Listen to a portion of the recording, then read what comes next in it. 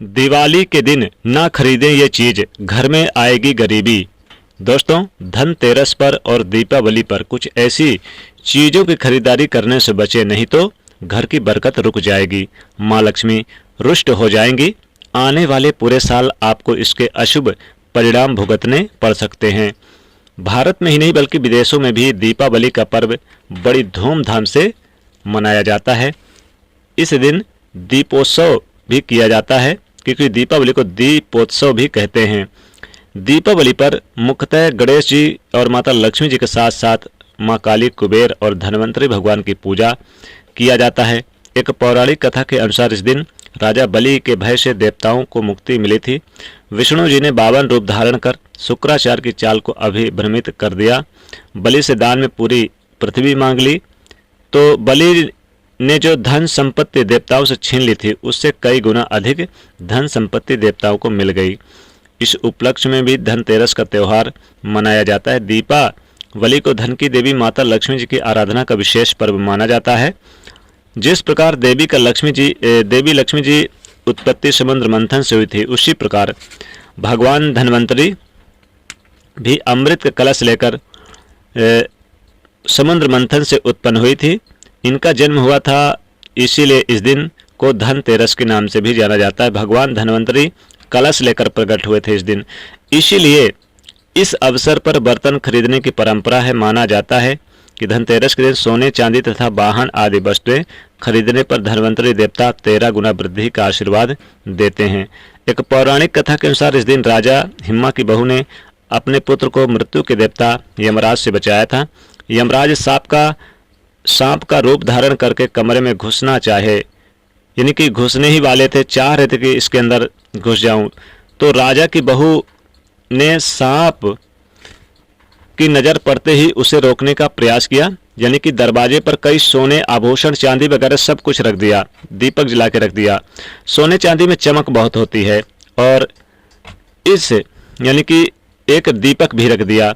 तो गहने और दीपक की जो लौ थी इतनी तेज थी कि राजा के बेटे की शादी तब हुई जब वो सांप वापस लौट गया। तो सांप वापस, यानी कि सोने चांदी और दीपक रखने से उसको कुछ दिखाई नहीं दिया, इसलिए सांप वापस गया और राजा के बेटे की शादी सगाई हो गई। धनतेरस पर आभूषण खरीदना काफ़ी शुभ माने जाने लगा है, और साथ ही ये बुराई को दूर करता है और सुरक्षा प्रदान करते हैं। ये जो चीज़ हम बताने जा रहे हैं, सुख समृद्धि करने वाली वस्तुओं को खरीदने का विधान है।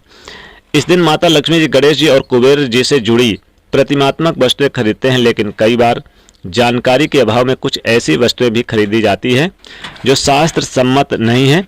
उस वस्तु को धनतेरस पर खरीदने की मनाही होती है।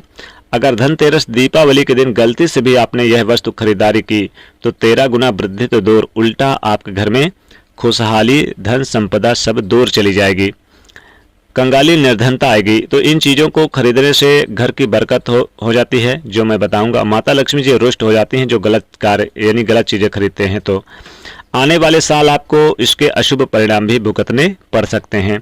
आज की इस वीडियो में हम आपको बताएंगे धनतेरस से लेकर दीपावली तक कौन सी चीज़ खरीदने से बचें, और ख़ास वस्तुओं को खरीदते समय क्या सावधानियां बरतें। तो वीडियो को आखिरी तक देखें और वीडियो को लाइक भी कर दें, हो सके तो दोस्तों के साथ शेयर जरूर कर दें। धनतेरस पर ऐसी चीज़ों की खरीदारी करने से बचे। सबसे पहले बात करते हैं बर्तनों की। जी हाँ, धनतेरस पर और दीपावली पर बर्तन खरीदने की मनाही है, यानी कि इस दिन आप खरीदेंगे तो कैसे खरीदेंगे वो भी हम बताएंगे। देखिए, धनतेरस पर बर्तन खरीदना बहुत ही शुभ होता है, लेकिन कौन से? पीतल के बर्तन। आप सोने चांदी खरीद सकते हैं, लेकिन स्टील और लोहा, प्लास्टिक की चीज़ें इस दिन ना खरीदें, शुभ नहीं माना जाता है। तो इस दिन कुछ धातु खरीदना वर्जित है। धनतेरस के दिन बहुत ही लोग स्टील के बर्तन घर ले आते हैं, लेकिन इन्हें खरीदने से बचना चाहिए। स्टील शुद्ध धातु नहीं है, इस पर राहु का प्रभाव होता है। राहु किसी भी तरह से घर में प्रवेश करना अशुभ माना जाता है। राहु के कारण घर में निर्धनता आती है, कलह कलेश, परेशानियां छाई रहती है। इसीलिए धनतेरस के दिन स्टील के बर्तन खरीदना अशुभ माना जाता है। उसी तरह से लोहे को शनिदेव का कारक माना जाता है, इसलिए लोहे की वस्तु भी इस दिन ना खरीदे। धनतेरस और दीपावली के दिन इन्हें खरीदारी करने से बचें। ऐसा करते समय कुबेर जी की कृपा से वंचित रह जाएंगे और इसकी जगह कॉपर या फिर पीतल के बर्तन आप खरीदारी कर सकते हैं।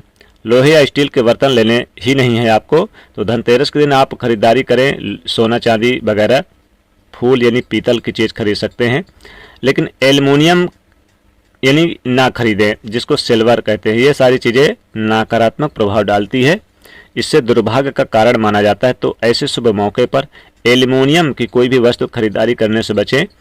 धनतेरस पर आपको सिर्फ प्राकृतिक वस्तुएं ही खरीदारी करनी चाहिए। मानव निर्मित धातु में केवल पीतल से बनी वस्तुओं को खरीदा जा सकता है।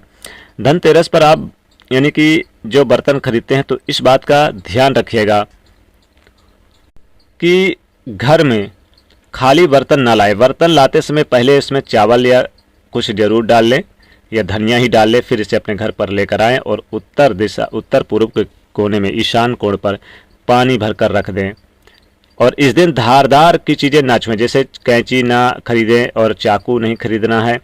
इस दिन नुकीली चीज़ें, हंसिया खुरपी, कुछ भी आप चीज़ें ना खरीदें इस दिन, धनतेरस दीपावली के दिन। तो इन चीज़ों को खरीदना अशुभ माना जाता है। धनतेरस पर प्लास्टिक की चीज़ें खरीदारी करने से बचें। ऐसे प्लास्टिक समृद्धिदायक नहीं है, बल्कि ये आपके कष्ट को और बढ़ा देते हैं। तो प्लास्टिक भी आप इस दिन ना खरीदें।